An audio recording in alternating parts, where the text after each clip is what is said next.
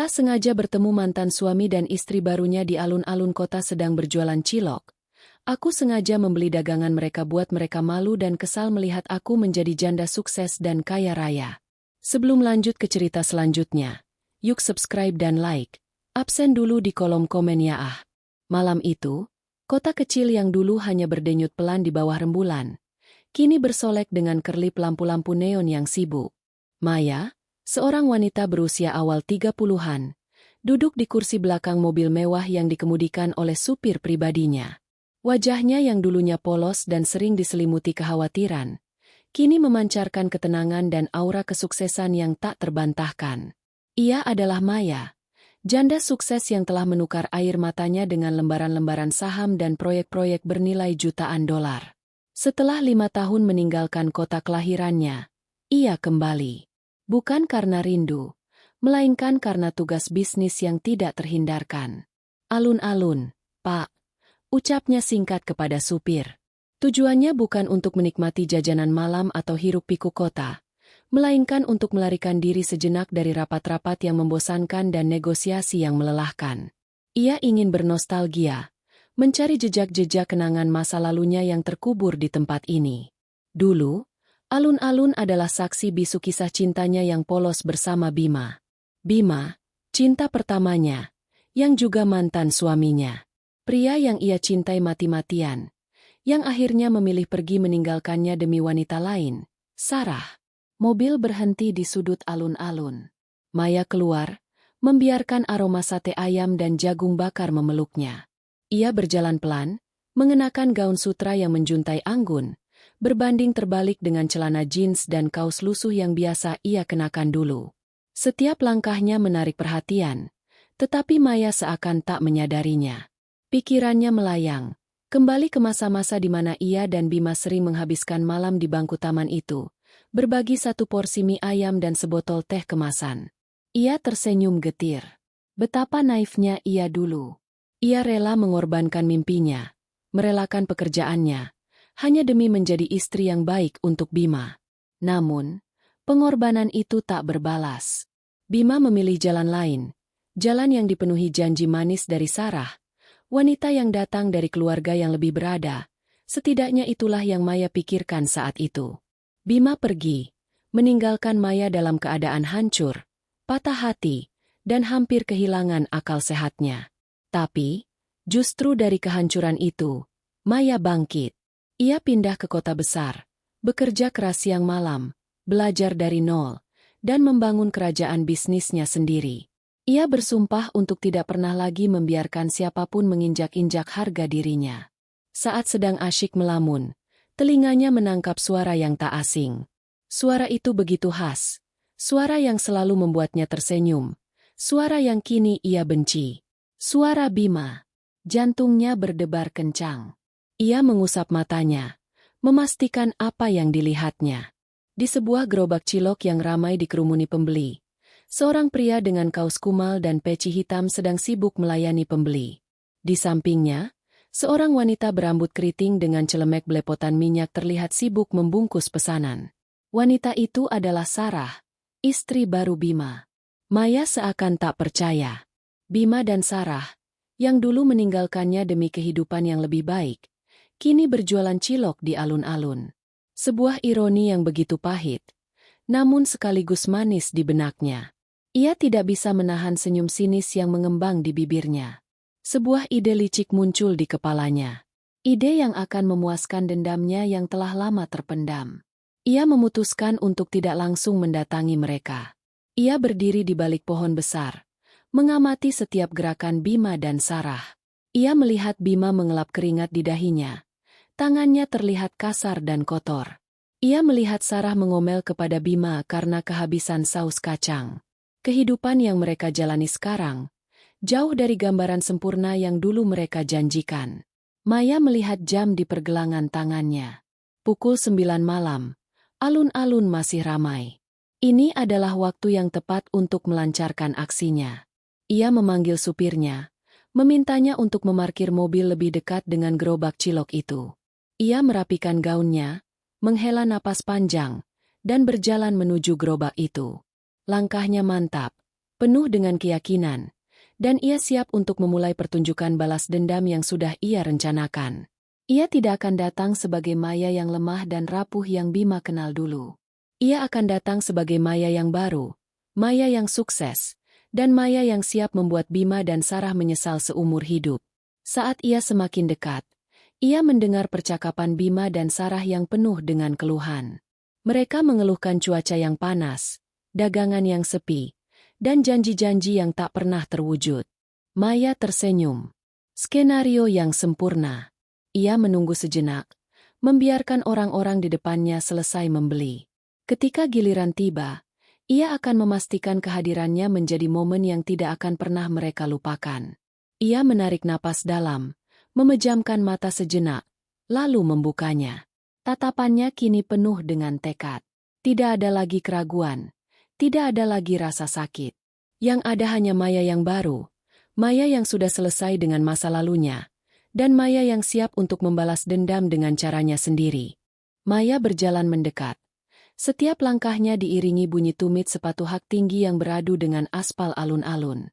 Bunyi itu begitu kontras dengan keriuhan malam, seolah-olah mengumumkan kedatangan sosok yang berbeda dari kerumunan.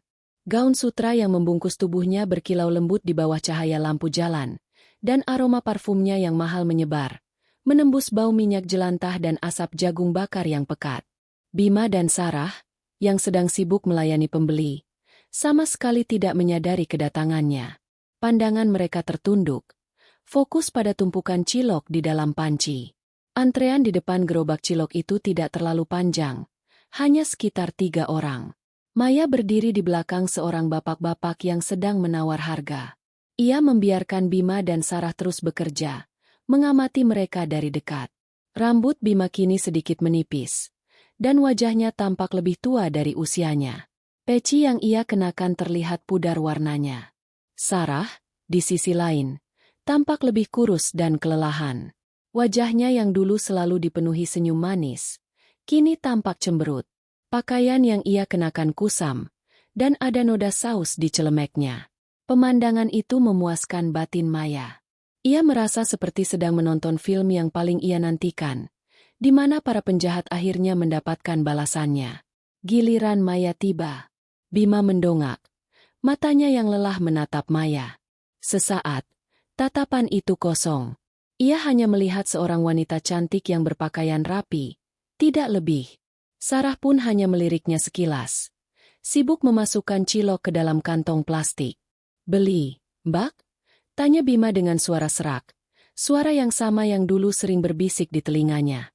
Maya membiarkan keheningan sejenak, menikmati momen itu. "Ya," jawabnya, suaranya tenang dan tegas. "Saya mau beli semuanya." Bima tertegun. Alisnya berkerut. "Maaf, Mbak, semuanya bagaimana?" tanyanya, tidak mengerti. "Semua cilok di gerobak ini. Semua yang sudah matang dan siap dijual," ulang Maya dengan nada yang lebih jelas. Matanya menatap lurus ke arah Bima. Ia melihat sedikit kebingungan di mata Bima. Bima menggosok matanya seolah memastikan penglihatannya tidak salah. Saat itulah, Bima menyadari sesuatu. Postur tubuh yang tegak itu, sorot mata yang familiar itu. Jantungnya berdebar kencang. Ia mengenali Maya. Di sampingnya, Sarah yang baru saja selesai membungkus pesanan, ikut menatap ke arah Maya. Ia memandangi gaun sutra Maya, jam tangan mahal di pergelangan tangannya, dan tas tangan yang harganya mungkin lebih mahal dari seluruh isi gerobak mereka. Sarah mulai merasa cemas. Ia berbisik kepada Bima. "Mas, kamu kenal wanita itu?" Bima tidak menjawab. Ia terlalu kaget untuk berbicara. Otaknya bekerja keras, memutar kembali kenangan masa lalu. 5 tahun yang lalu, ia meninggalkan Maya. Sekarang, wanita yang ia tinggalkan berdiri di hadapannya, terlihat berkali-kali lipat lebih sukses dan memukau dari yang ia bayangkan. "Jadi, berapa harganya?" Maya memecah keheningan yang canggung. Bima terdiam. Tenggorokannya terasa tercekat. Ia melirik tumpukan cilok yang masih banyak. "Ada sekitar 500 tusuk, Mbak. Tapi kalau semuanya..." Suaranya menghilang. Maya tersenyum, Senyum yang tidak sampai ke matanya. Tidak perlu dihitung satu persatu. Ambil saja seluruhnya. Dan beritahu saya totalnya. Saya akan bayar. Sarah, yang tadinya hanya diam, akhirnya angkat bicara. Mbak serius? Memangnya Mbak mau buat apa cilok sebanyak ini? Tanyanya dengan nada curiga. Saya mau bagi-bagikan kepada anak-anak panti asuhan. Jawab Maya dengan santai, mengarang alasan yang terdengar mulia. Kebetulan, saya ada acara amal kecil-kecilan. Jawaban itu membuat Bima dan Sarah terdiam. Mereka tidak bisa membantah. Maya mengeluarkan dompetnya dari tas tangan. Bukan dompet kain atau kulit imitasi, melainkan dompet kulit buaya yang berkilau mahal. Ia mengeluarkan setumpuk uang kertas yang tebal, tetapi kemudian mengurungkan niatnya. Ia justru mengeluarkan kartu kredit berwarna hitam, jenis kartu yang hanya diberikan kepada nasabah prioritas. Bima dan Sarah saling pandang. Rasa malu dan iri mulai menyelimuti mereka. Bisa bayar pakai kartu, kan? Tanya Maya, sengaja memamerkan kartu kreditnya. Bima menggeleng pelan. Maaf, Mbak, tidak bisa. Ini usaha kecil-kecilan. Hanya terima tunai. Maya mengangkat bahu. Sayang sekali. Kalau begitu, tolong hitung cepat. Saya sedang buru-buru. Bima dengan tergesa-gesa menghitung cilok yang tersisa. Wajahnya merah padam, bukan karena panas, melainkan karena malu. Ia menyadari sepenuhnya betapa ironisnya situasi ini. Wanita yang ia tinggalkan dulu, yang harusnya hidup sengsara, kini berdiri di hadapannya, siap membeli seluruh usahanya dengan sekali transaksi. Setelah menghitung, Bima memberitahukan total harga. Maya tidak menawar sama sekali. Ia mengambil setumpuk uang kertas dari dompetnya dan meletakkannya di tangan Bima. Ini, ambil sisanya sebagai tip, katanya. Suaranya dingin dan tanpa emosi. Bima menatap uang itu, lalu menatap Maya. Matanya berkaca-kaca. Ia tidak tahu apakah itu karena rasa malu, penyesalan, atau kombinasi keduanya. Sarah, di sampingnya, mengepalkan tangannya.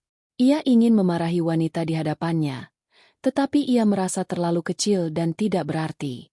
Bungkus semuanya. Ya, jangan lupa sausnya, ujar Maya. Seolah-olah ia tidak melihat gejolak emosi di wajah mereka. Ia kemudian berbalik, memanggil supirnya. Pak, tolong bantu angkat dagangan ini. Bima dan Sarah hanya bisa melihat mobil mewah Maya pergi, meninggalkan mereka dengan setumpuk cilok yang tidak lagi bisa mereka jual. Bima menunduk, menatap uang di tangannya. Ia merasa hancur. Bukan karena uang itu, tetapi karena ia menyadari betapa jauhnya ia jatuh, dan betapa tinggi Maya terbang. Dendam yang Maya rencanakan berhasil dengan sempurna. Itu adalah pukulan telak yang membuat Bima dan Sarah merasa lebih rendah dari debu. Maya berhasil membalas dendam tanpa perlu mengucapkan kata-kata kasar. Cukup dengan menunjukkan kesuksesannya. Malam itu, di alun-alun, Bima dan Sarah merasakan kekalahan yang paling memalukan dalam hidup mereka. Bima dan Sarah berdiri terpaku, menatap punggung Maya yang menghilang di balik keramaian alun-alun. Supir Maya dengan sigap mengambil bungkusan-bungkusan cilok dan membawanya ke mobil, meninggalkan Bima dan Sarah dalam keheningan yang memekakan telinga. Gerobak mereka kini kosong melompong, dan rasa malu yang begitu dalam menyelimuti keduanya. Bima menatap uang di tangannya, yang jumlahnya jauh melebihi pendapatan mereka seharian. Ia tidak merasa bahagia. Sebaliknya, ia merasa seolah-olah ditampar oleh kenyataan. Sebuah tamparan yang terasa jauh lebih sakit daripada pukulan fisik. Mas kenal wanita itu? Tanya Sarah, suaranya bergetar. Ia tidak bisa menyembunyikan rasa cemburu dan iri yang membakar hatinya. Bima tidak menjawab. Ia menunduk, menatap kakinya yang kotor. Dia Maya, bisiknya pelan. Mantan istriku. Sarah terkejut. Maya? Maya yang kamu ceritakan dulu. Ia memandangi Bima dengan tatapan penuh tuduhan. Dulu, Bima sering menceritakan Maya sebagai wanita yang polos, naif, dan kurang ambisius. Sekarang, Wanita itu berdiri di hadapannya sebagai sosok yang sukses dan memancarkan aura kepercayaan diri. Kenapa dia kembali, Mas? Kenapa dia melakukan ini? Sarah terus mendesak. Aku tidak tahu, jawab Bima. Kepalanya terasa pening. Aku tidak pernah menyangka dia bisa seperti ini. Kamu bohong, Mas. Kamu bilang dia wanita biasa-biasa saja. Sekarang lihat. Dia pakai mobil mewah. Pakai tas mahal. Kamu pasti bohongi aku dari dulu. Sarah mulai menangis. Rasa malu dan marahnya tak terbendung. Tepat saat itu, Maya, yang pura-pura sudah pergi, kembali. Ia berjalan perlahan ke arah gerobak mereka. Senyum sinis yang sama masih terukir di bibirnya. Bima dan Sarah melihatnya dan langsung terdiam, seolah tertangkap basah. Ciloknya enak, kata Maya dengan nada datar. Seolah-olah ia baru saja mengobrol tentang cuaca. Tapi sayang, kalian tidak bisa menikmati hasilnya. Bima mendongak. Maya, kenapa kamu? Kenapa? Kamu masih bertanya kenapa? Bima? Potong Maya. 5 tahun lalu, kamu meninggalkanku demi wanita ini.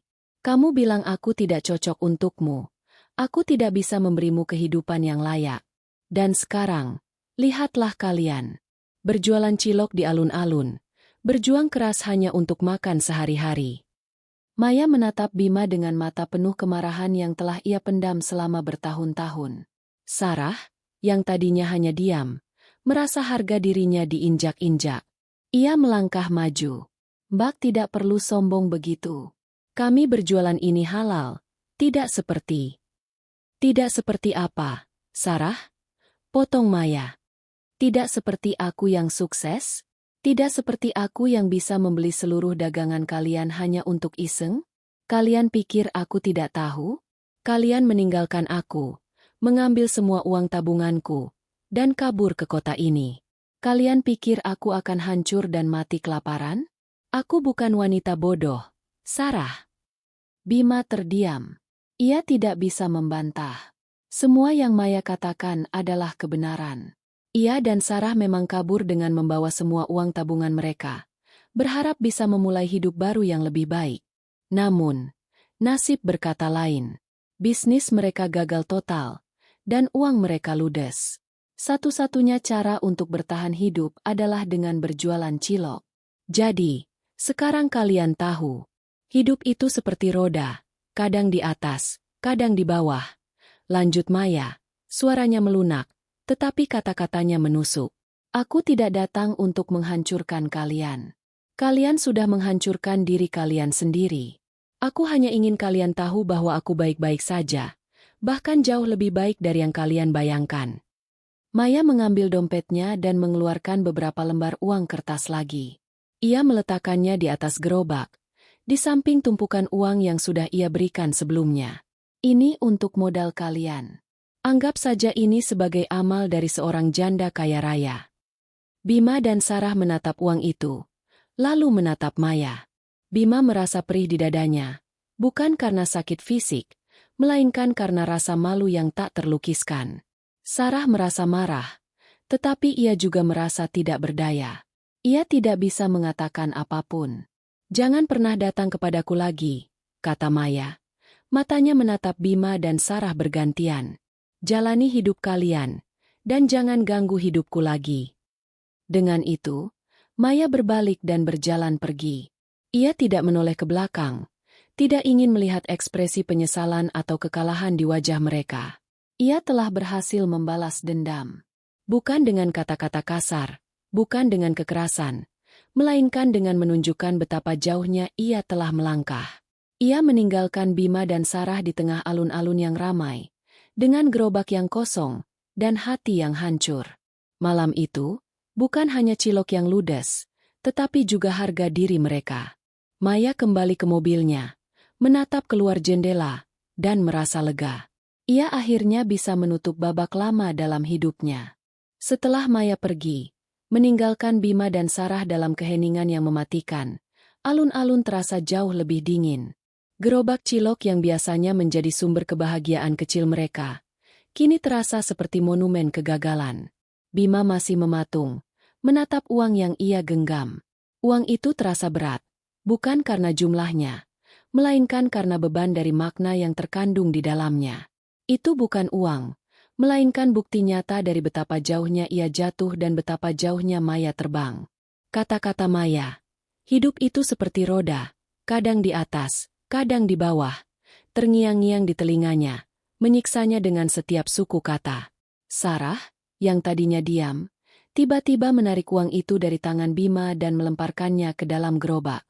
"Kenapa kamu diam saja, Mas? Kenapa kamu biarkan dia menghina kita seperti itu?" teriaknya. Suaranya penuh amarah dan frustrasi. Air mata yang tadinya ia tahan akhirnya tumpah, bukan karena sedih, melainkan karena rasa malu yang amat sangat. Bima menatap Sarah, matanya kosong. Ia tidak marah. Ia hanya merasa lelah. "Memang apa yang bisa aku lakukan, Sarah? Semua yang dia katakan benar. Kita memang sudah hancur. Kita yang menghancurkan diri kita sendiri." "Apa maksudmu?" "Kita sudah bekerja keras. Ini semua karena kamu yang tidak becus." Sarah membalas. Tangannya menunjuk-nunjuk wajah Bima. "Dia datang ke sini hanya untuk pamer. Dia pikir dia siapa? Hah? Aku benci dia." Kata-kata Sarah tidak menembus hati Bima. Pikirannya melayang jauh, kembali ke masa lalu. Ia mengingat saat-saat terakhirnya dengan Maya. Saat itu, mereka bertengkar hebat. Maya memohon agar Bima tidak meninggalkannya, agar mereka bisa membangun hidup bersama dari nol.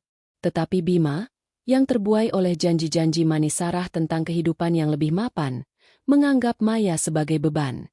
Ia menyangka Maya terlalu naif, tidak punya ambisi. Ia beranggapan Maya akan selalu menjadi wanita yang sederhana, tidak akan pernah bisa memberinya kehidupan mewah yang ia impikan. Dan sekarang, ironisnya, ia justru kembali ke titik nol, berjualan cilok untuk menyambung hidup. "Dulu, kamu bilang dia wanita polos. Polosnya sampai bodoh."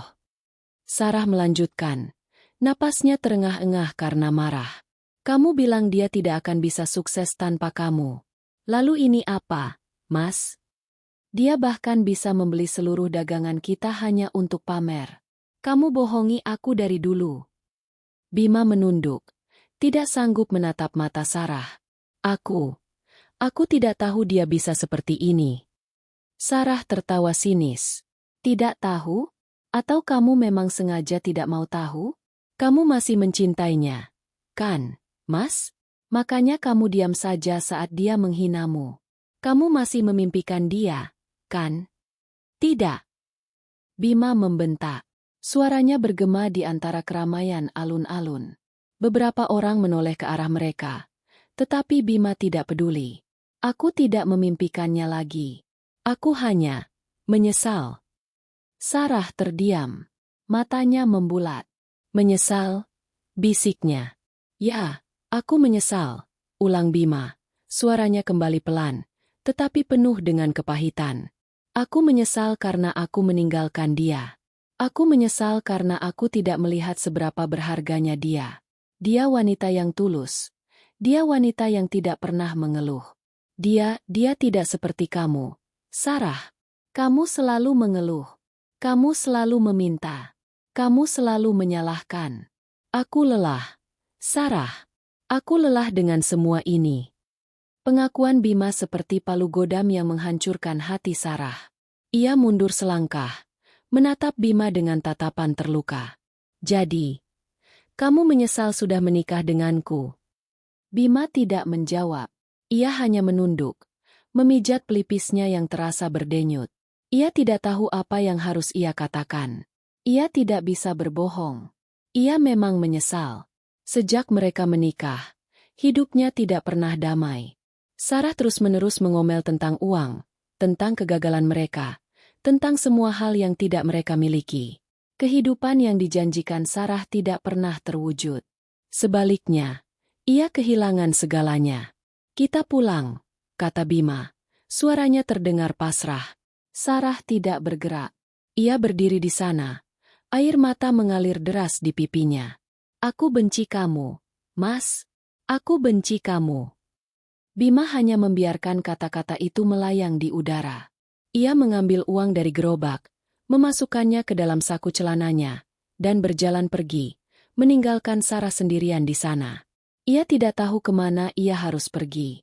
Ia hanya ingin lari dari kenyataan, lari dari dirinya sendiri. Sementara itu, Maya, di dalam mobil mewahnya, melihat semua yang terjadi dari kejauhan. Ia tidak tersenyum. Ia hanya menghela napas. Ia tidak merasa puas atau senang. Ia hanya merasa lega. Dendamnya telah terbalaskan. Babak dalam hidupnya ini telah tertutup. Ia sudah tidak peduli lagi dengan Bima atau Sarah. Ia kini hanya fokus pada masa depannya, pada bisnisnya yang terus berkembang, dan pada kehidupannya yang baru. Di sudut alun-alun, Bima terus berjalan tanpa tujuan. Pikirannya dipenuhi oleh kenangan akan Maya. Ia mengingat tawa Maya yang tulus, dukungan Maya yang tanpa syarat, dan cara Maya menatapnya seolah ia adalah satu-satunya pria di dunia. Ia merindukan masa-masa itu, masa-masa di mana ia tidak memiliki apa-apa, tetapi merasa memiliki segalanya. Sekarang, ia memiliki uang, tetapi ia merasa miskin. Ia telah kehilangan segalanya, termasuk dirinya sendiri. Babak baru telah dimulai. Babak di mana ia harus menghadapi konsekuensi dari setiap keputusannya, sendirian. Kemarahan yang membakar hati Sarah tidak kunjung padam. Setelah Bima pergi meninggalkannya sendirian di alun-alun, ia merasa dunianya runtuh. Kata-kata Bima, "Aku lelah, Sarah. Aku lelah dengan semua ini," berputar-putar di kepalanya. Ia tidak pernah menyangka Bima akan berani berbicara seperti itu padanya. Sejak mereka menikah, Bima selalu menuruti setiap permintaannya. Ia merasa memiliki kendali penuh atas Bima, dan kehadiran Maya hari itu seolah-olah merenggut semua kekuasaan itu darinya. Sarah memungut uang yang dilemparkan Maya. Ia meremasnya dengan penuh kebencian, seolah-olah uang itu adalah wujud dari Maya sendiri. Ia membayangkan betapa puasnya Maya melihat mereka berdua, yang dulu meninggalkannya, kini hidup sengsara. Ia membayangkan senyum sinis Maya saat memberikan tip itu. Uang itu terasa seperti penghinaan, sebuah pengingat brutal bahwa Maya kini berada di dunia yang jauh di atas mereka. Sesampainya di rumah kontrakan mereka yang sempit, Sarah langsung melempar uang itu ke meja. Bima sudah ada di sana, duduk di sofa dengan wajah lesu. "Kamu lihat, kan, Mas? Dia datang untuk menghancurkan kita. Dia sengaja pamer. Dia ingin kita tahu dia lebih baik dariku," teriak Sarah, menunjuk-nunjuk Bima. Bima tidak menanggapi. Ia hanya menghela napas panjang. Dia tidak melakukan apa-apa. "Sarah, kita yang membuat diri kita hancur. Kenapa kamu terus membelanya? Kamu masih mencintainya?" Sarah mendekati Bima, menuntut jawaban. "Bukan masalah cinta atau tidak cinta lagi," jawab Bima. "Ini masalah kenyataan. Dia berhasil, dan kita tidak. Kita harusnya bersyukur dia tidak melakukan hal yang lebih buruk." "Bersyukur? Kamu gila. Dia menghinaku di depan umum. Dia membuatku malu." Sarah histeris. Ia tidak bisa menerima kenyataan itu. Ia tidak bisa menerima bahwa Bima, yang dulu ia rebut dari Maya, kini membanding-bandingkan mereka secara terbuka. Malam itu, Sarah tidak bisa tidur. Pikirannya dipenuhi oleh Maya. Ia mulai mencari tahu tentang Maya di media sosial. Dengan mudah, ia menemukan akun Instagram Maya. Jantungnya berdebar kencang saat melihat foto-foto Maya. Maya terlihat begitu bahagia, dikelilingi oleh teman-teman sosialitanya. Ia melihat Maya berlibur di luar negeri, makan di restoran-restoran mewah, dan menghadiri acara-acara penting. Setiap foto terasa seperti ribuan jarum yang menusuk hatinya. Ada foto Maya sedang menghadiri gala amal dengan gaun megah. Ada foto Maya sedang berada di Santorini, Yunani, dengan pemandangan laut yang indah. Ada foto Maya sedang memimpin rapat di kantornya yang mewah. Sarah membandingkan foto-foto itu dengan kehidupannya sendiri. Kehidupannya yang dipenuhi dengan bau minyak jelantah, keringat, dan kecemasan akan hari esok. Ia merasa sangat kecil, sangat tidak berharga. Ia mulai merasa tidak aman. Setiap kali Bima terlambat pulang, ia mencurigai Bima bertemu dengan Maya. Setiap kali Bima memegang ponselnya, ia langsung merebutnya dan memeriksa riwayat percakapan. Ia takut Bima akan kembali kepada Maya, wanita yang jauh lebih sukses dan memiliki segalanya. Ketakutan itu membuat Sarah menjadi pribadi yang berbeda. Ia yang tadinya penuh semangat, kini menjadi wanita yang mudah marah, curiga, dan sering menangis. Suatu malam, Bima pulang dengan wajah lelah. Ia tidak berbicara, langsung duduk di sofa. Sarah mendekatinya. "Dari mana saja kamu, Mas? Kenapa pulang malam?" Tanyanya dengan nada menuduh. "Aku mencari pekerjaan sampingan, Sarah. Kita tidak bisa terus-terusan berjualan cilok.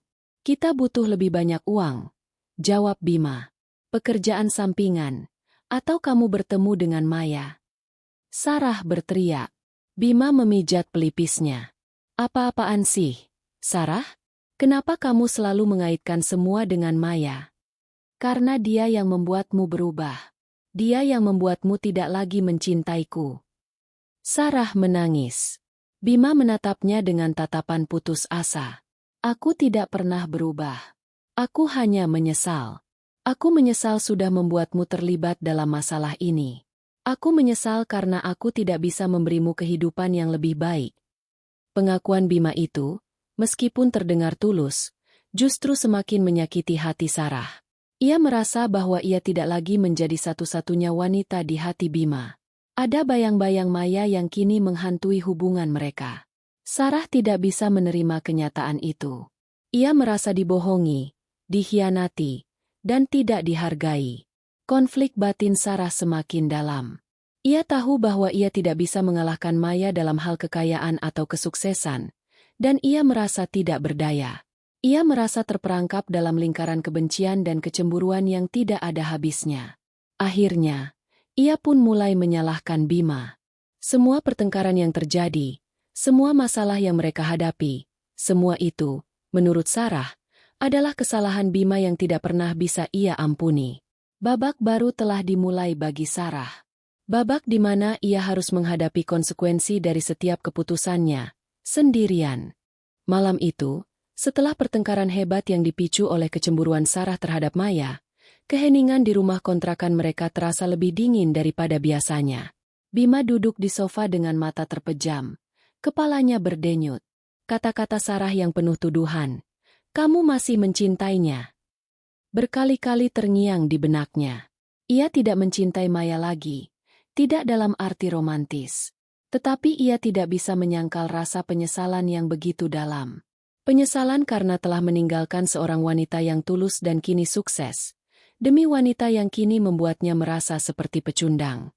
Sarah masuk ke kamar, membanting pintu dengan keras, seolah-olah ingin melampiaskan semua kemarahannya pada benda mati. Bima tidak mengikutinya. Ia sudah terlalu lelah untuk berdebat. Sejak pertemuan di alun-alun, hidup mereka berubah menjadi neraka. Setiap hari adalah pertengkaran. Pertengkaran tentang uang, tentang pekerjaan yang tidak membuahkan hasil, dan yang paling sering, tentang Maya. Keesokan harinya, suasana masih tegang.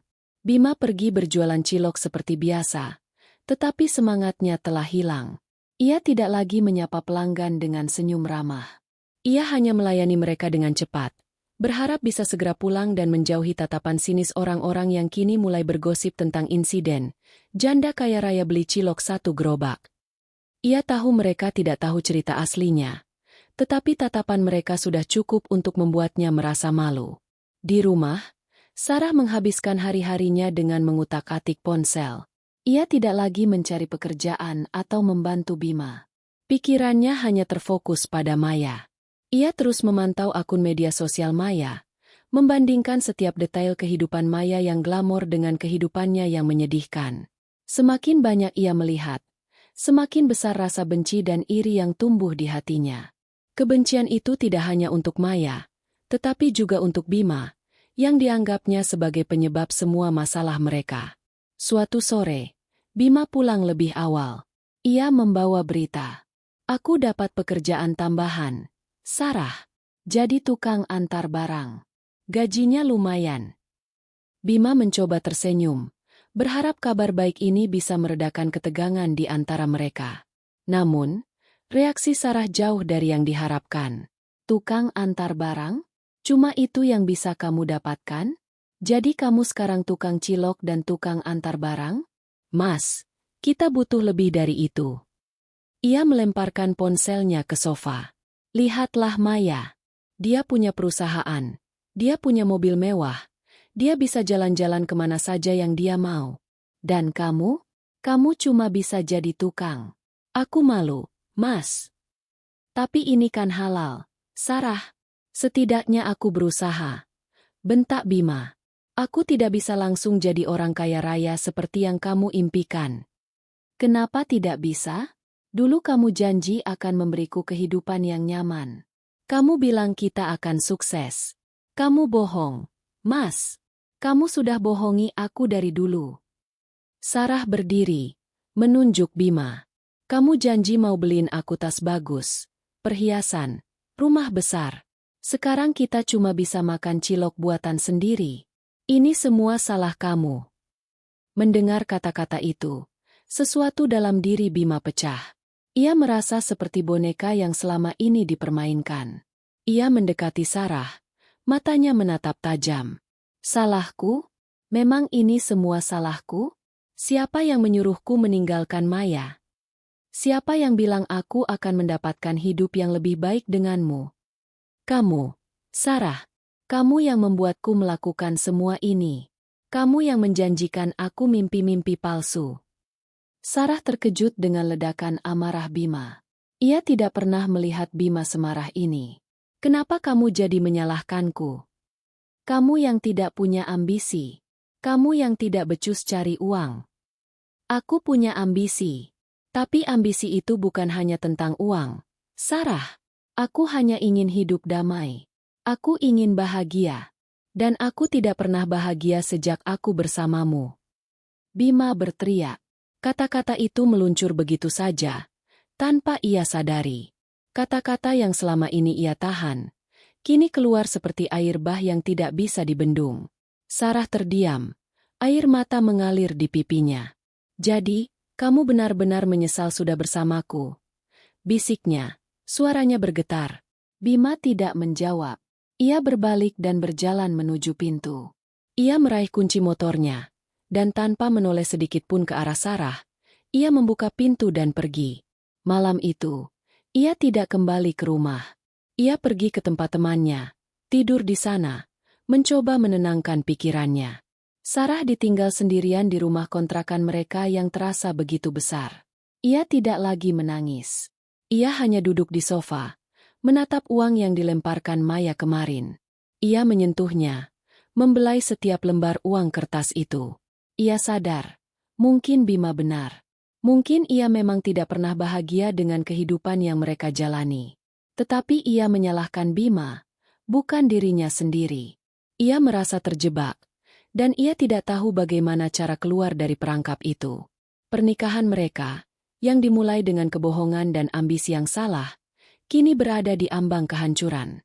Pagi harinya, saat Bima kembali, ia tidak melihat Sarah. Ia menemukan sebuah surat di meja. Surat itu ditulis dengan tangan, berantakan, dan penuh coretan air mata. Sarah menulis bahwa ia sudah tidak tahan lagi. Ia tidak bisa hidup dengan rasa malu dan sakit hati. Ia meninggalkan Bima, pergi ke tempat keluarganya, dan tidak akan kembali. Bima membaca surat itu berulang kali. Ia tidak merasa sedih. Ia hanya merasa kosong. Dan yang lebih mengejutkan, ia juga merasa lega. Kehancuran ini, meskipun menyakitkan, juga membawa kelegaan yang tak terduga. Ia kini bebas dari semua tuntutan dan ekspektasi yang tidak realistis. Ia bebas untuk memulai hidup baru. Bima kembali ke rumah kontrakan mereka yang kini terasa sunyi dan kosong. Surat dari Sarah masih tergeletak di meja. Sebuah bukti nyata dari kehancuran yang telah ia picu. Ia duduk di sofa, tempat ia biasa menunggu Sarah, dan membiarkan keheningan menyelimuti dirinya. Kepergian Sarah, meskipun menyakitkan, juga membawa sebuah kelegaan. Selama ini, Ia hidup dalam ketidakbahagiaan, terjebak dalam lingkaran pertengkaran, tuntutan, dan rasa bersalah. Kini, semua itu telah berakhir. Bima mengambil ponselnya. Ada beberapa panggilan tak terjawab dari Sarah. Ia mengabaikannya. Ia tahu jika ia mengangkatnya, Sarah akan kembali mengomel dan menyalahkannya. Ia tidak ingin lagi terlibat dalam drama itu. Ia hanya ingin kedamaian. Ia ingin kembali menjadi dirinya yang dulu, sebelum ia mengenal ambisi yang salah. Sore harinya, Bima mencoba menelepon Sarah. Panggilan itu langsung dialihkan ke kotak suara. Ia mencoba mengirim pesan, tetapi pesannya tidak terkirim. Ia tahu Sarah sengaja memblokirnya. Ia menghela napas panjang. Ia merasa lelah dengan semua ini.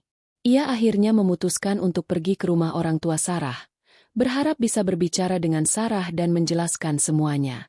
Di rumah orang tua Sarah, Bima disambut dengan tatapan dingin. Ibu Sarah menatapnya dengan penuh kebencian. "Kenapa kamu datang ke sini? Kamu sudah membuat putriku menderita," bentak Ibu Sarah. "Bibi, aku ingin berbicara dengan Sarah," jawab Bima dengan suara pelan. Sarah muncul dari dalam rumah. Matanya bengkak, wajahnya pucat. "Mau apa lagi, Mas? Mau menyalahkanku lagi?" tanyanya sinis. Bima menatapnya. Ia tidak lagi melihat kemarahan. Ia hanya melihat kesedihan dan keputusasaan. "Aku tidak menyalahkanmu, Sarah. Aku hanya ingin jujur. Aku tidak bahagia. Aku tidak pernah bahagia sejak aku meninggalkan Maya." Pengakuan Bima seperti bom yang meledak di tengah-tengah ruang tamu. Sarah dan ibunya terdiam, terkejut. "Apa maksudmu?" tanya Sarah. Suaranya bergetar. "Aku minta maaf," kata Bima. Air mata mulai menggenang di matanya. "Aku minta maaf karena aku tidak pernah jujur padamu. Aku meninggalkan Maya karena aku ingin kaya. Aku tergiur dengan janji-janji Maya, yang bilang aku akan mendapatkan kehidupan yang lebih baik. Tapi ternyata tidak. Aku kehilangan segalanya." Sarah memundurkan langkah. "Jadi, semua ini salahku? Kamu menyalahkan aku karena kamu tidak sukses?" "Tidak, Sarah. Ini salahku. Ini salahku karena aku tidak jujur pada diriku sendiri. Aku pikir kebahagiaan itu ada pada harta. Tapi ternyata bukan. Kebahagiaan itu ada pada ketulusan. Dan aku tidak pernah tulus padamu." Bima menunduk, tidak sanggup menatap mata Sarah. Sarah tidak bisa menahan air matanya. "Jadi kamu menyesal menikahiku? Kamu menyesal sudah meninggalkan Maya? Kamu ingin kembali padanya?" Bima mengangkat kepalanya. "Aku tidak tahu," bisiknya. "Aku tidak tahu apa yang aku inginkan. Aku hanya tahu aku tidak bahagia." Pengakuan Bima membuat Sarah merasa hancur. Ia tidak pernah menyangka Bima akan berkata seperti itu. Ia merasa dikhianati dan dibohongi. Ia menatap Bima dengan tatapan penuh kebencian. "Pergi, Mas. Aku tidak mau melihatmu lagi. Aku benci kamu. Aku benci kamu." Bima hanya menunduk, tidak bisa berkata-kata. Ia tahu ia telah menghancurkan hati Sarah. Ia tahu ia tidak bisa memperbaiki semua ini. Ia berbalik dan berjalan pergi, meninggalkan Sarah yang menangis terseduh-seduh di depan ibunya. Ia tidak kembali ke rumah kontarakannya. Ia pergi ke tempat temannya, menginap di sana untuk sementara. Ia memutuskan untuk meninggalkan semuanya, meninggalkan kota ini, dan memulai hidup baru. Ia ingin kembali ke Bima yang dulu, Bima yang tulus, Bima yang tidak pernah mengeluh. Bima yang bahagia, meskipun tidak memiliki apa-apa. Di sisi lain, Sarah yang ditinggalkan Bima, terus menangis. Ia merasa dunianya hancur. Ia merasa dikhianati oleh Bima, pria yang ia cintai. Ia tidak tahu apa yang harus ia lakukan. Ia merasa putus asa dan tidak berdaya. Ia merasa terjebak dalam lingkaran kebencian dan kecemburuan. Ibunya mencoba menenangkannya, tetapi Sarah tidak bisa berhenti menangis. Ia menyadari bahwa pernikahan mereka yang dimulai dengan kebohongan, kini berakhir dengan kebohongan. Bima tidak pernah mencintainya. Bima hanya mencintai dirinya sendiri. Sarah memutuskan untuk melepaskan Bima. Ia tahu ia tidak bisa lagi hidup dengan pria yang tidak pernah mencintainya. Ia ingin memulai hidup baru. Babak baru telah dimulai bagi Sarah. Babak di mana ia harus menghadapi konsekuensi dari setiap keputusannya, sendirian. Malam itu, Bima mengemudikan motor tuanya, meninggalkan kota kecil itu tanpa menoleh ke belakang. Hatinya terasa kosong, namun di saat yang sama, ia merasakan sebuah kelegaan yang luar biasa. Ia tidak lagi terbebani oleh ekspektasi Sarah, tuntutan untuk menjadi kaya, atau rasa malu yang terus menghantuinya. Yang ia miliki hanyalah dirinya sendiri, motor tua, dan tekad untuk menemukan kedamaian. Ia tidak tahu kemana ia akan pergi. Ia hanya mengikuti jalan di depannya, menuju ke arah yang belum pernah ia tuju sebelumnya. Di tengah perjalanan, ia berhenti di sebuah warung kecil yang remang-remang. Ia memesan kopi hangat dan duduk di bangku kayu, memandangi langit malam yang bertabur bintang. Untuk pertama kalinya dalam waktu yang sangat lama, ia merasa bebas. Bebas dari Maya, bebas dari Sarah, dan yang paling penting, bebas dari dirinya yang dulu. Setelah berhari-hari mengembara, Bima tiba di sebuah desa kecil di lereng bukit, jauh dari hiruk-pikuk kota. Desa itu tenang, dikelilingi oleh sawah hijau dan pepohonan rindang. Di sana, ia memutuskan untuk memulai hidup baru. Ia menyewa sebuah kamar kecil di rumah seorang petani tua yang ramah, yang bernama Pak Jaka. Pak Jaka memperlakukannya seperti anak sendiri dan menawarkan Bima pekerjaan di ladang. Bima menerimanya tanpa ragu. Ia rindu dengan pekerjaan yang sederhana, tulus, dan tidak menuntut banyak. Selama beberapa minggu, ia menghabiskan hari-harinya di sawah, menanam padi, merawat tanaman, dan belajar tentang alam. Ia tidak mendapatkan uang sebanyak saat berjualan cilok, tetapi ia mendapatkan sesuatu yang jauh lebih berharga, ketenangan batin. Di sisi lain, Sarah kembali ke rumah orang tuanya dengan hati yang hancur. Ia tidak bisa menerima kenyataan bahwa Bima meninggalkannya. Ia merasa dikhianati dan dibohongi. Ia menghabiskan hari-harinya dengan mengurung diri di kamar, menolak untuk makan dan berbicara. Ia menyalahkan Bima, ia menyalahkan Maya, ia menyalahkan takdir. Ia tidak bisa memaafkan siapapun, termasuk dirinya sendiri. Ayah dan ibunya mencoba menghiburnya, tetapi Sarah menolak semua bantuan mereka. Ia hanya ingin sendiri, tenggelam dalam kesedihan dan kebenciannya.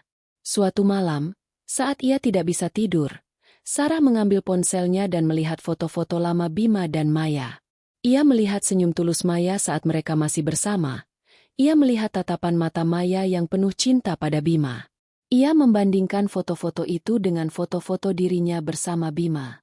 Foto-foto mereka terlihat kaku. Tidak ada kebahagiaan sejati di dalamnya. Ia akhirnya menyadari bahwa Maya benar. Bima memang tidak pernah mencintainya.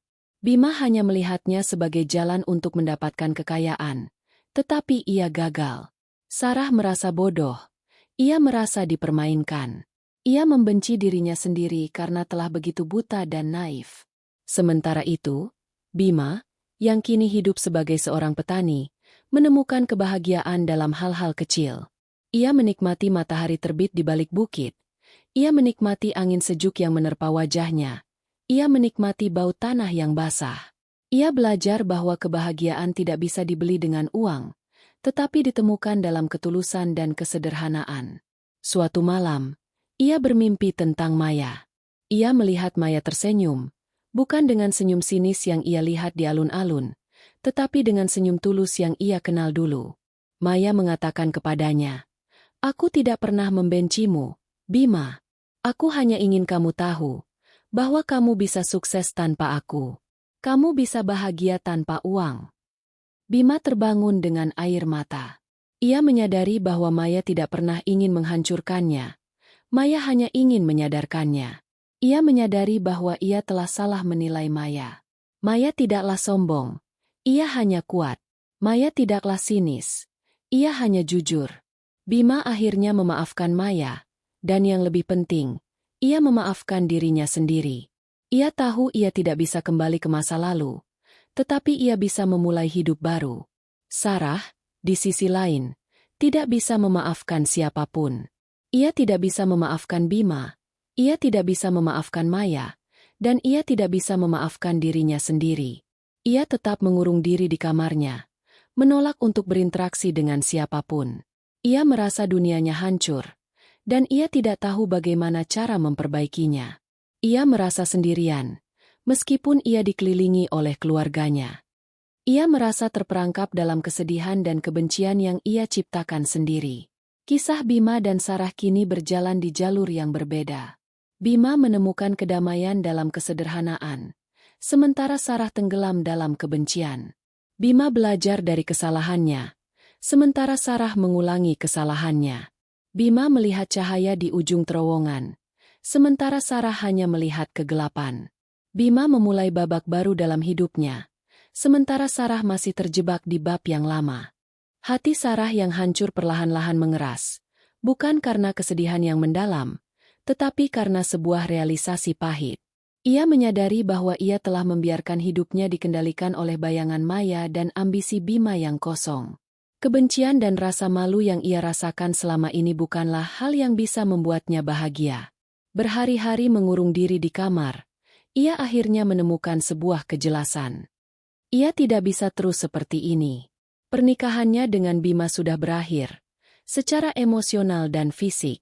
Yang ia butuhkan sekarang adalah sebuah akhir yang resmi. Suatu pagi, dengan tekad yang bulat, Sarah mengambil ponselnya. Ia tidak menelepon Bima. Ia tahu percakapan dengan Bima hanya akan berakhir dengan pertengkaran atau permintaan maaf yang tidak tulus. Ia memutuskan untuk mengirim pesan singkat ke seorang teman lama yang bekerja di kantor pengacara. Pesannya singkat dan lugas. Tolong carikan pengacara untuk mengurus perceraian. Aku butuh cepat. Bima, yang kini sudah betah di desa, menerima telepon dari nomor yang tidak dikenalnya. Itu adalah pengacara Sarah.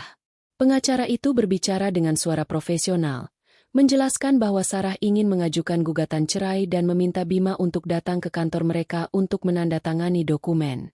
Bima mendengarkan dengan tenang. Jantungnya tidak berdegup kencang. Tidak ada rasa sedih atau marah. Yang ada hanyalah sebuah kelegaan yang begitu besar. Ia setuju untuk datang. Beberapa hari kemudian, Bima pergi ke kantor pengacara di kota terdekat. Ia mengenakan kemeja sederhana dan celana panjang yang sudah lusuh. Ia duduk di ruang tunggu, melihat sekelilingnya yang mewah. Ruangan itu terasa asing baginya. Ia merasa seperti dirinya yang dulu. Bima yang penuh ambisi, telah mati. Ia sekarang adalah Bima yang baru, yang hanya ingin hidup damai. Saat bertemu dengan pengacara, Bima setuju untuk menandatangani semua dokumen tanpa syarat. Ia tidak meminta apapun dari Sarah. Tidak ada harta gonogini atau uang. Ia hanya ingin perpisahan yang damai. Pengacara itu menatapnya dengan heran. Anda tidak mau menuntut apapun, Pak? Bukankah itu hak Anda? Tanyanya. Bima tersenyum. Semua yang saya butuhkan sudah ada di sana. Jawabnya, menunjuk keluar jendela, ke arah jalanan yang ramai. Saya sudah menemukan kebahagiaan saya sendiri. Setelah semua dokumen ditandatangani, Bima kembali ke desa. Ia merasa ringan. Beban yang selama ini ia pikul, beban untuk menjadi orang kaya, untuk membahagiakan Sarah, untuk membuktikan dirinya, telah hilang. Ia tidak lagi terikat dengan masa lalu. Ia kini bebas untuk memulai hidup baru. Ia menelepon Pak Jaka dan memberitahunya bahwa ia sudah kembali dan siap bekerja. Di sisi lain, Sarah menerima kabar bahwa perceraian mereka sudah disetujui. Ia tidak merasa bahagia atau sedih. Ia hanya merasa kosong. Ia menyadari bahwa pernikahan mereka tidak pernah memiliki fondasi yang kuat. Tidak ada cinta sejati, tidak ada kasih sayang. Yang ada hanyalah ambisi dan keinginan untuk menjadi kaya. Dengan perceraian ini, ia kini bebas untuk memulai hidup baru, tanpa ada tuntutan dari siapapun. Sarah memutuskan untuk mencari pekerjaan. Ia tidak lagi memikirkan mobil mewah atau tas mahal. Ia hanya ingin bekerja, mendapatkan uang, dan membangun hidupnya sendiri. Ia akhirnya mendapatkan pekerjaan di sebuah toko kue di dekat rumahnya. Gajinya tidak besar, Tetapi ia merasa bangga dengan setiap uang yang ia dapatkan dari hasil kerja kerasnya. Ia tidak lagi melihat dirinya sebagai korban, tetapi sebagai seorang wanita yang kuat dan mandiri. Suatu sore, Maya, yang sedang membaca berita di tabletnya, melihat sebuah artikel online tentang perceraian Bima dan Sarah. Hatinya tidak berdebar, tidak ada rasa senang atau kemenangan. Yang ia rasakan hanyalah sebuah rasa lega yang mendalam. Ia menyadari bahwa balas dendamnya bukanlah tentang kehancuran Bima dan Sarah. Balas dendamnya adalah tentang kebebasannya. Kebebasan dari kenangan pahit masa lalu. Kebebasan untuk menjadi diri sendiri. Maya kembali ke kehidupannya yang sibuk. Ia mengurus perusahaannya, menghadiri pertemuan penting, dan berkeliling dunia. Ia tidak pernah lagi memikirkan Bima atau Sarah. Mereka hanyalah bagian dari masa lalu yang ia lewati. Bima, di desa kecilnya, hidup dengan tenang. Ia tidak lagi berjualan cilok. Ia kini menjadi seorang petani yang sukses. Ia menjual hasil panennya ke pasar-pasar di desa tetangga. Ia tidak kaya, tetapi ia bahagia. Ia menikah dengan seorang gadis desa yang sederhana, yang mencintainya apa adanya. Ia membangun rumah kecil dari kayu, yang dihiasi dengan tanaman dan bunga. Hidupnya penuh dengan tawa dan kebahagiaan. Sarah, di sisi lain, tidak pernah menikah lagi. Ia hidup sendiri, tetapi ia tidak merasa kesepian. Ia memiliki teman-teman yang tulus. Ia memiliki pekerjaan yang ia sukai. Ia belajar untuk menerima masa lalunya dan memaafkan dirinya sendiri. Ia menyadari bahwa kebahagiaan tidak bisa didapatkan dari orang lain, tetapi harus diciptakan oleh diri sendiri. Kisah Bima dan Sarah berakhir di sini. Mereka mengambil jalan yang sangat berbeda. Bima menemukan kedamaian dalam kesederhanaan, sementara Sarah menemukan kebahagiaan dalam kemandirian. Kisah mereka adalah sebuah pelajaran, bahwa ambisi yang salah dapat menghancurkan segalanya, tetapi dengan ketulusan dan kerja keras, kita bisa membangun kembali hidup yang lebih baik. Beberapa tahun telah berlalu sejak Bima dan Sarah bercerai. Kehidupan terus berjalan, membawa mereka ke jalan yang berbeda, jauh dari kenangan masa lalu yang pahit. Maya, sang janda sukses, tidak pernah lagi melihat atau mendengar kabar tentang mereka. Pertemuan di alun-alun itu, yang ia pikir akan menjadi momen balas dendam terakhir, ternyata adalah awal dari babak baru bagi mereka semua. Maya melanjutkan kesuksesannya di dunia bisnis. Ia menjadi tokoh inspiratif, sering diundang sebagai pembicara di seminar-seminar kewirausahaan. Namun, kesibukan itu tidak membuatnya melupakan makna kebahagiaan sejati. Ia menyadari bahwa kebahagiaan bukanlah tentang memiliki segalanya, tetapi tentang merasa cukup. Suatu hari, saat ia sedang berlibur di sebuah villa di Bali, ia melihat seorang wanita muda yang sibuk bekerja di toko kue di seberang jalan. Wanita itu terlihat sangat bahagia, meskipun ia hanya mengenakan pakaian sederhana dan tangannya dipenuhi adonan. Maya merasa familiar dengan wajah wanita itu, namun ia tidak bisa mengingatnya. Wanita itu adalah Sarah, yang kini sudah benar-benar mandiri. Ia tidak lagi peduli dengan status atau kekayaan. Ia menemukan kebahagiaan dalam setiap kue yang ia buat. Ia bekerja dengan tulus, dan setiap sen yang ia dapatkan adalah hasil dari kerja kerasnya. Ia tidak lagi merasa rendah diri. Ia merasa bangga dengan dirinya sendiri, dan ia tidak membutuhkan siapapun untuk membuktikan nilai dirinya. Sementara itu, Bima kini hidup damai di desa kecil. Ia dan istrinya, seorang gadis desa yang sederhana bernama Rini, telah dikaruniai 2 orang anak yang lucu. Bima mengurus ladangnya, dan Rini mengurus rumah dan anak-anak. Mereka tidak memiliki mobil mewah, rumah besar, atau tas mahal.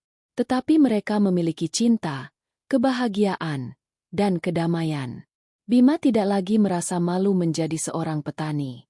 Ia merasa bangga karena ia bisa menghidupi keluarganya dari hasil keringatnya sendiri.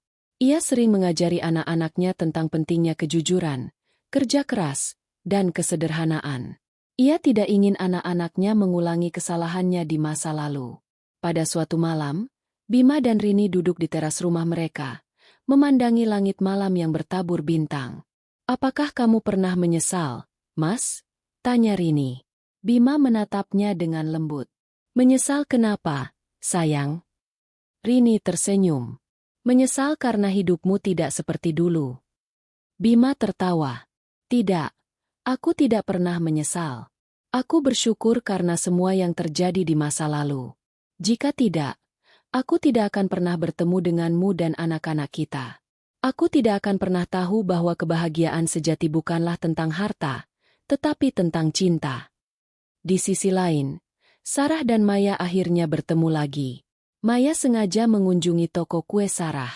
Kuenya enak sekali, kata Maya. Tulus. Sarah mendongak. Ia terkejut. Namun kali ini ia tidak merasa malu. Ia hanya merasa damai. Terima kasih, jawabnya. Singkat. Mereka tidak membicarakan masa lalu.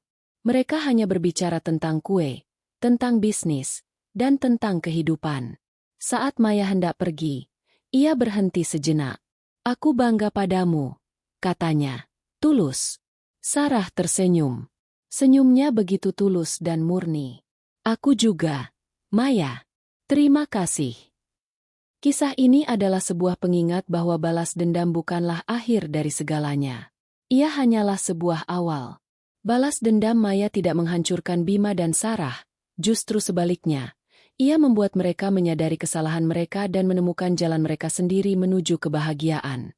Maya, yang tadinya hanya ingin membalas dendam, menemukan kedamaian dalam tulusnya hati. Bima menemukan kebahagiaan dalam kesederhanaan, dan Sarah menemukan kemandirian dalam kerja keras. Mereka semua adalah pemenang. Mereka semua menemukan kebahagiaan. Dan itu adalah akhir yang paling bahagia dari segalanya.